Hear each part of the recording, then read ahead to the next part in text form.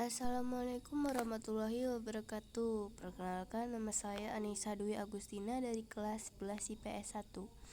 Saya akan menjelaskan tentang objek dan cara pengenaan pajak. Apa sih objek pajak? Objek pajak adalah penghasilan atau disebut juga setiap tambahan kemampuan ekonomis yang diterima atau diperoleh wajib pajak, baik yang berasal dari Indonesia maupun luar Indonesia, yang didapat konsumsi atau meningkatkan harta kekayaan wajib pajak yang bersangkutan dengan nama dan dalam bentuk apapun. Berikut macam-macam pajak objek pajak. PPh, pajak penghasilan. Pajak penghasilan atau yang biasa juga disebut dengan PPh 25 merupakan pajak yang dikenakan untuk orang pribadi, perusahaan, atau badan hukum lain atas penghasilan yang didapat. Jadi nih, kalau kalian udah punya penghasilan tetap sendiri, nanti bakal dikenakan pajak.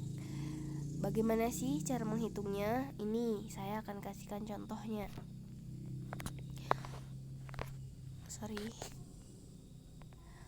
Pak Budi adalah seorang pegawai bank yang berstatus lajang dan tidak memiliki tanggungan. Saat ini Pak Budi merupakan wajib pajak yang memiliki penghasilan sejumlah 10 juta rupiah per bulannya. Untuk menghitung penghasilan kena pajak yang harus dibayarkan Pak Budi dalam setahun adalah: cara hitungnya, penghasilan 1 tahun sama dengan 12 bulan. 12 bulan dikali gaji sebulan, yaitu gaji sebulannya 10 juta. 12 dikali 10 juta sama dengan 120 juta. Penghasilan tidak kena pajak K atau D, K per D sama dengan 54 juta. Penghasilan tidak kena pajaknya itu total penghasilan 12 bulan dikurang PTKP. Total penghasilan selama 12 bulannya itu 120 juta. 120 juta dikurangi 54 juta sama dengan 66 juta. PPh terutang sama dengan 5% dikali 50 juta sama dengan 2 juta 500. 15% dikali 16 juta sama dengan 2 juta 400.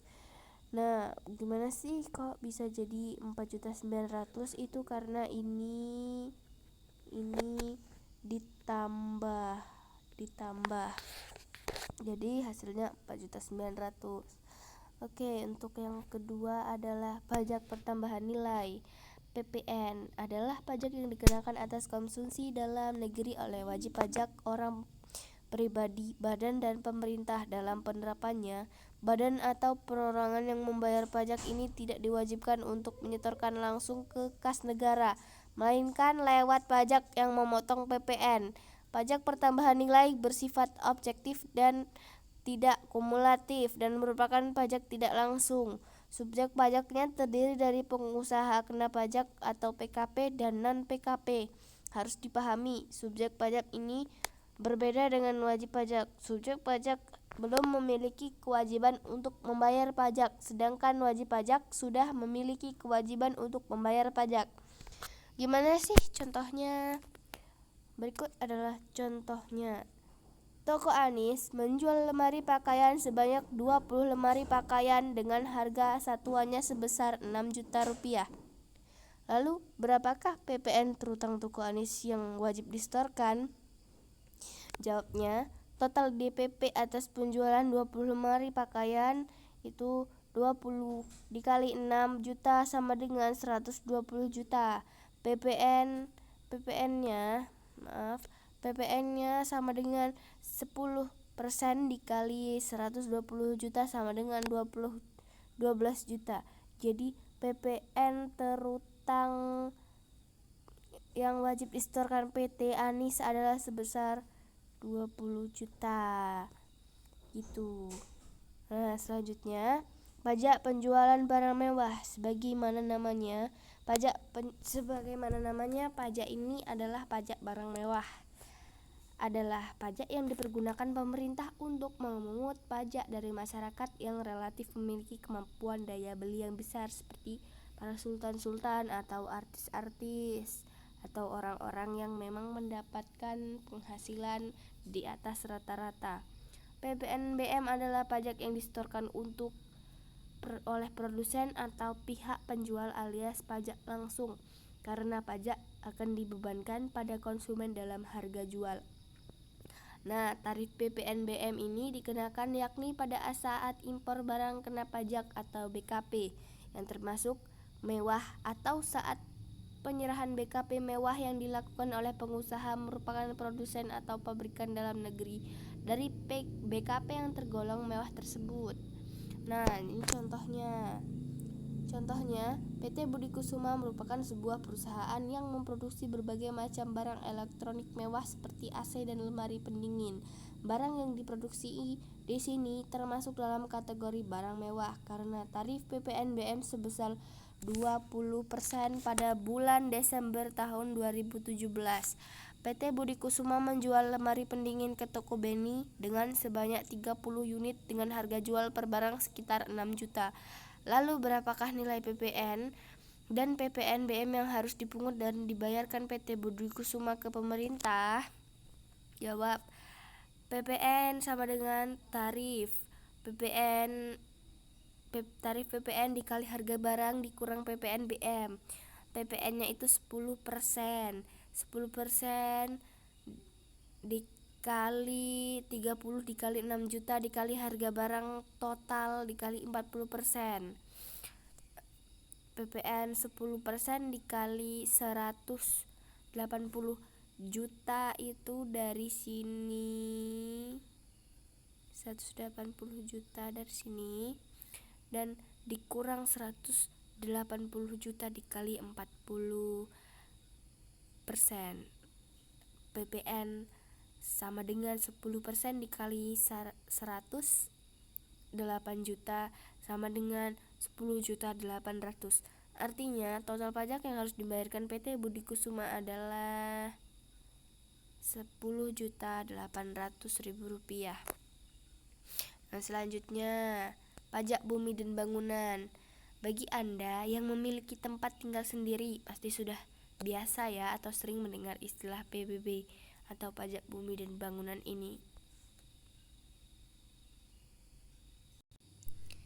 Iya,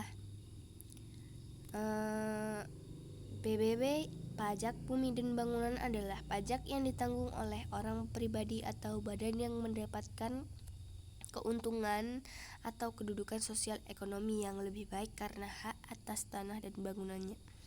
Setelah mengetahui PBB, kita juga harus mengetahui tentang NJOP. Apa sih NJOP itu? NJOP adalah harga rata-rata atau harga pasar pada transaksi jual beli. Dalam hal ini, objek pajaknya adalah bumi dan bangunan. Lalu apa dasar penetapan NJOP untuk bumi dan bangunan? Mari kita simak satu persatu. Ada beberapa faktor yang menentukan dasar penetapan NJOP bumi. Yang pertama, letak, pemanfaatan, peruntukan, kondisi lingkungan. Yang kedua, beberapa faktor yang menentukan dasar penetapan NJOP bangunan, yaitu bahan yang digunakan dalam bangunan, rekayasa, letak, dan kondisi lingkungan. Lalu gimana sih contohnya dari PBB dan cara menghitungnya? Berikut contohnya. Bu Puji punya properti rumah seluas 60 meter persegi dengan nilai 500.000 per meter. Rumahnya berdiri di atas tanah seluas 100 meter persegi dengan nilai 1 juta rupiah. Berikut cara menghitung pajaknya. Nilai rumah 60 dikali 500.000 rupiah sama dengan 30 juta rupiah. Nih, 60 meter dikali 500 meter sama dengan 30 juta rupiah. Nilai tanah 100 meter dikali 1 juta. 100 meter dikali 1 juta sama dengan 130 juta. NJOP-nya 30 juta. 30 juta ini tadi ditambah 100 juta sama dengan 130 juta. Nah, NJKP-nya itu 20% dikali 130 juta sama dengan 26 juta. Nilai pajak bangunan dan bangunan yang harus dibayar adalah 0,5% dikali 26 juta sama dengan 130.000 rupiah ini. Baiklah, sekian penjelasan objek dan cara pengenaan pajak dari saya. Apabila ada kurang dan lebih saya mohon maaf. Pada Allah saya mohon ampun. Wassalamualaikum warahmatullahi wabarakatuh.